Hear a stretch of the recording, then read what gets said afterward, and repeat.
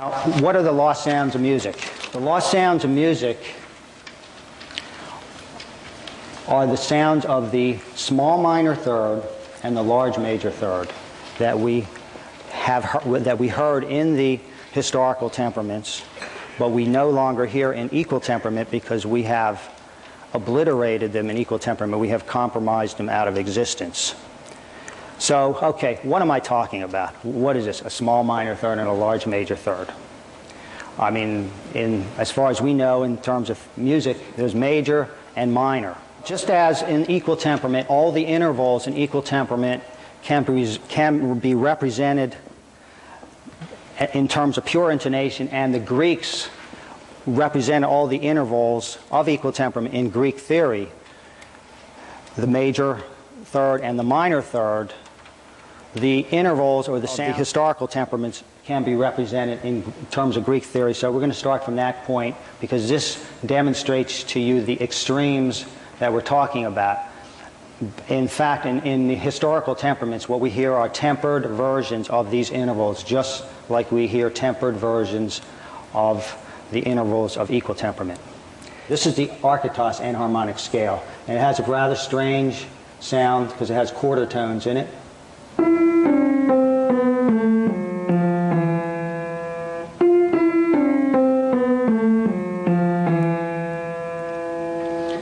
This is a major triad. Minor triad, sorry.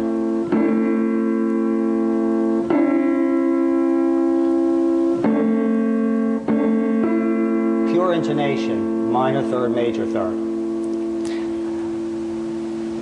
This is the sound of the small minor third.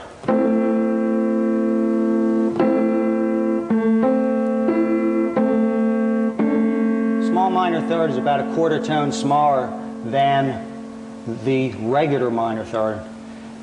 It is a viable interval. A regular minor third is a 6:5 ratio interval. The small minor third is a 7:6 interval. It's a close cousin of the minor third. And with the major third, we have the regular major third and the large major third. And that's a 9:7 major third, whereas the regular major third is a 5:4 major third.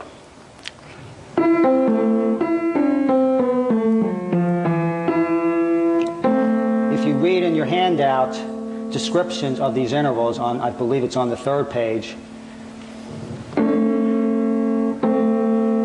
starting with the small minor third,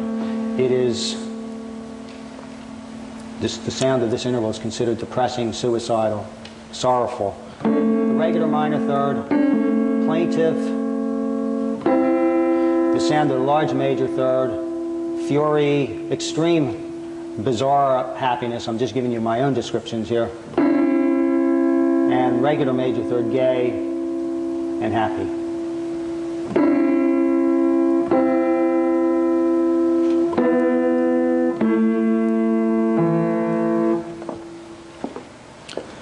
We can predict where these intervals, these sounds occur in all the historical temperaments. As I was explaining to you earlier, the harmonious major thirds, when I was tuning the major third over there, occur on the diatonic keys with no accidental or few accidentals.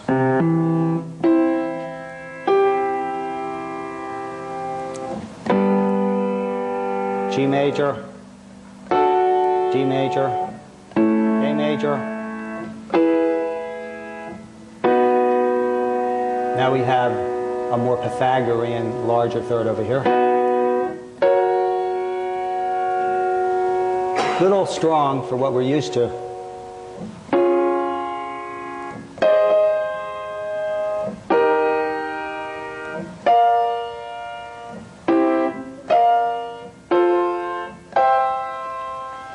With the minor thirds, or the regular minor third is also heard in these keys with few accidentals.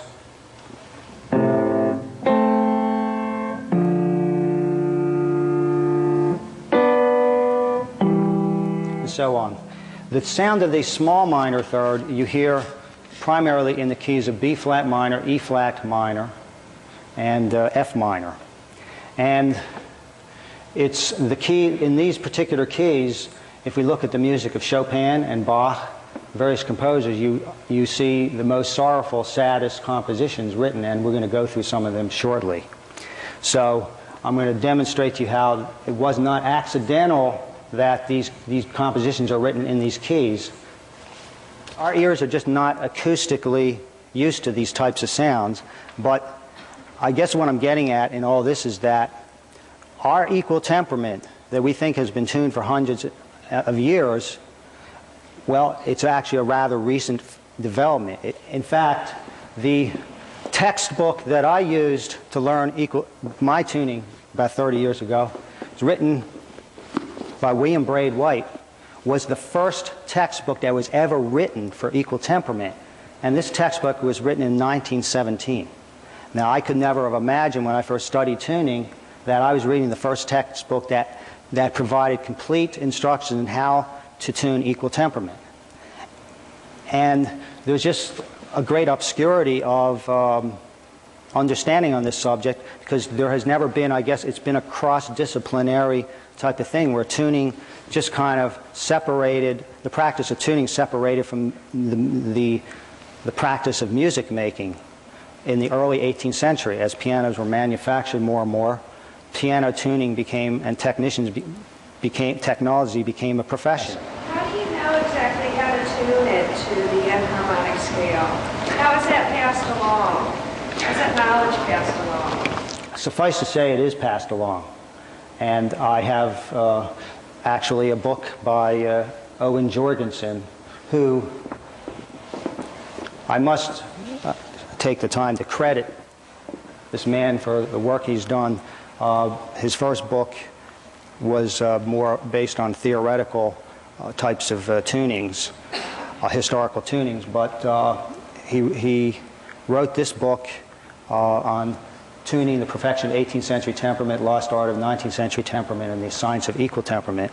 The instructions that I have for tuning the Archytas enharmonic scale was based on some from his book, but then we have other types of material on temperaments from Barber. What kind of instrument did that tuning have been used on, and what kind of music? Can you show us what kind Well, I don't want to dwell too much on the Archytas enharmonic scale, because this is theory, and we're not here to discuss Greek theory. What we are here to look at is historical tunings and how they grew out of the Greek theory, or the sounds are related to. This is just an example of how the pure intonational basis of these sounds. But for instance, okay, the small minor third. It's about a quarter tone difference, and as with the regular major third. I mean, they're viable intervals. Okay, in the old tuning here, which is where you hear the extremes more clearly than in well temperament or the new tuning. This is the pure third, and this is the, but these are tempered versions. Now, as far as the small minor third, these are the keys where the small minor thirds are. Now, if you listen to D minor, that's A minor, and this is B flat minor. Much more contracted sound, a much more contracted sound than the A minor. Look, A minor is a key that has no sharps or flats, where this has a bunch of them, flats. E minor, a lot of flats, and F minor. And these keys are at the, if you look at the circle fifths, occur at the point where you have those circle fifths, where the keys have all the sharps and flats. So, all right. Any other quick questions? What was the terminology that you were using for the different tuning systems used in history? Like you said, Bach used well temperament, Chopin was using mean tone temperament. Is that correct? Well, mean tone temperament and well temperament were used at the same time. In other words, there wasn't any standardized system. So we had the new, and the reason I put the new tuning, old tuning, because this is how they actually called it back then. And mean tone and well temperament are relatively late during the 19th century terms. So they used both. Actually, Bach probably used well temperament and mean tone temperament, and Chopin could have played on pianos very similar to this, and I'm going to play a couple of excerpts of Chopin on this tuning. There were numerous scientists that worked very hard at the end of the 1800s, the end of the 19th century, to figure out how to tune equal temperament. Because since they thought they were tuning it, I guess piano tuners got pretty upset when they found that they weren't tuning it. And the reason they wanted to tune it in the first place was because they thought it would be a very easy tuning system to tune when they started out. There were theorists in history that kept on saying equal temperament, let's tune equal temperament. So piano tuners said, okay, they listened closely to them, they said, okay, we're going to tune equal temperament. And they thought they were tuning it for 70, 80 years. And then, lo and behold, they tested them, and they found that they weren't. And so for about 30 years, by the 1885 to around 1917, a whole bunch of people, Faust, Quincy Norton, Ellis, all these people, William Braid White, came in. They worked on all the tests, the beat rating tests, the tests of the equal temperament that modern tuners use. And by 1917, we had a textbook for it.